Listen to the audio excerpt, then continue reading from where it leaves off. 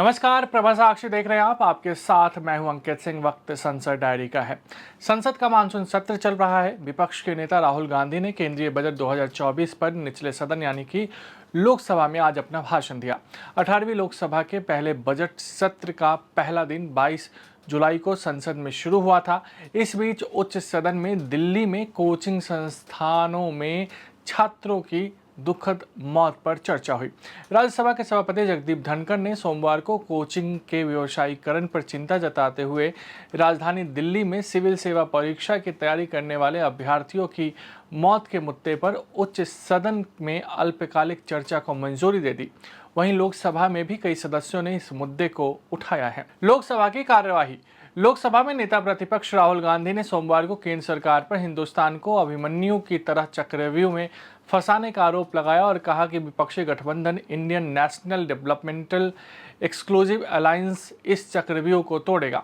उन्होंने लोकसभा में केंद्रीय बजट पर चर्चा में भाग लेते हुए ये दावा किया कि इस बजट में चंद पूंजीपतियों के एकाधिकार और लोकतांत्रिक ढांचे को नष्ट करने वाले राजनीतिक एकाधिकार को मजबूती प्रदान की गई है, जबकि युवाओं, किसानों तथा मध्य वर्ग को नजरअंदाज किया गया है। रक्षा मंत्री राजनाथ सिंह ने सोमवार को लोकसभा में नेता प्रतिपक्ष के वक्तव्य का हवाला देते हुए कहा कि उन्होंने अग्निवीर को लेकर देश को गुमराह करने का प्रयास किया और बजट पर भ्रांति पैदा की। केंद्रीय मंत्री और अपना दल एस की प्रमुख अनुप्रिया पटेल ने सोमवार को कहा कि विपक्ष का दावा मुंगेरी लाल का हसीन सपना है कि प्रधानमंत्री नरेंद्र मोदी के नेतृत्व वाली एनडीए सरकार गिर जाएगी।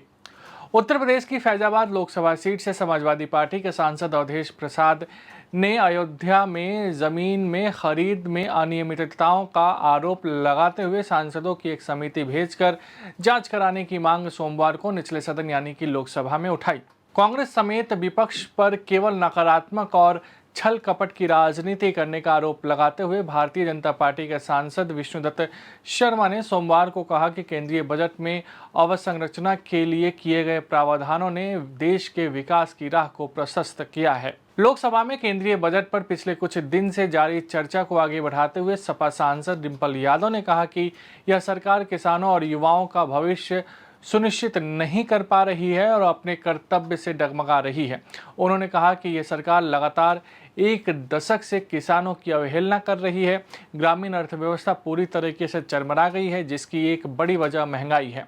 लोकसभा में सोमवार को विभिन्न दलों के सदस्यों ने राजधानी के कोचिंग संस्थान के तलघर में पानी भर जाने से 3 विद्यार्थियों की मौत का मुद्दा उठाते हुए मामले की व्यापक जांच कराने और जिम्मेदार अधिकारियों के खिलाफ कठोर कार्रवाई की मांग केंद्र सरकार से की। सदस्यों ने दिल्ली में नालों की सफाई नहीं होने और विभिन्न निर्माण और सुरक्षा मानकों के कथित उल्लंघन के लिए दिल्ली की आम आदमी पार्टी सरकार को भी जिम्मेदार ठहराया। लोकसभा में शून्यकाल में इस मुद्दे को उठाते हुए नई दिल्ली संसदीय क्षेत्र से भारतीय जनता पार्टी के सदस्य बांसुरी स्वराज ने कोचिंग संस्थान के जलमग्न तलघर में डूबने से छात्रों की मौत के मामले में दिल्ली की आम आदमी पार्टी को पूरी तरीके से जिम्मेदार ठहराया। लोकसभा अध्यक्ष ओम बिरला ने सोमवार को सदन में कहा कि मंत्रियों को उन सदस्यों की बात का संज्ञान बिल्कुल नहीं लेना चाहिए जो अपने स्थान पर बैठे बैठे बोलते हैं। उन्होंने सदन में प्रश्नकाल के दौरान यह टिप्पणी उस समय की जब श्रम एवं रोजगार मंत्री मनसुख मांडविया अपने मंत्रालय से संबंधित पूरक प्रश्नों का उत्तर दे रहे थे। राज्यसभा की कार्यवाही। राज्यसभा में सोमवार को विभिन्न दलों के सदस्यों ने राष्ट्रीय राजधानी के एक कोचिंग सेंटर में 3 विद्यार्थियों की पानी में डूबने से हुई मौत की घटना पर शोक व्यक्त करते हुए इसके दोषी लोगों पर कड़ी कार्रवाई की मांग की तथा देश में कुकुरमुत्तों की तरह पनप रहे कोचिंग केंद्रों के नियमन के लिए कड़े कानून बनाए जाने का सुझाव दिया। केंद्रीय आवास एवं शहरी मामलों के मंत्री मनोहर लाल खट्टर ने सोमवार को दिल्ली सरकार को घेरते हुए कहा कि उसकी लापरवाही के कारण राष्ट्रीय राजधानी के कोचिंग सेंटर में आईएएस के 3 अभ्यर्थियों की जान चली गई। उन्होंने कहा, मैं समझता हूं कि इस लापरवाही के लिए या तो एनडीएमसी या दिल्ली सरकार जिम्मेदार है।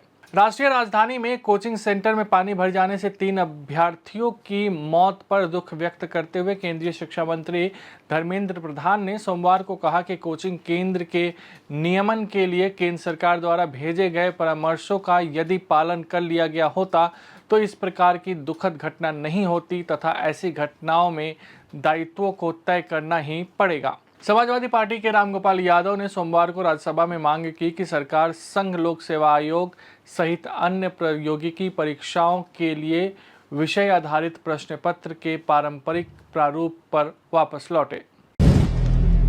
अगर आप भी लेना चाहते हैं देश दुनिया की तमाम जानकारी तो आज ही सब्सक्राइब करें हमारे चैनल को। साथ ही नीचे दिए बेल आइकन को जरूर दबाएं ताकि हर अपडेट आप तक पहुंच सके।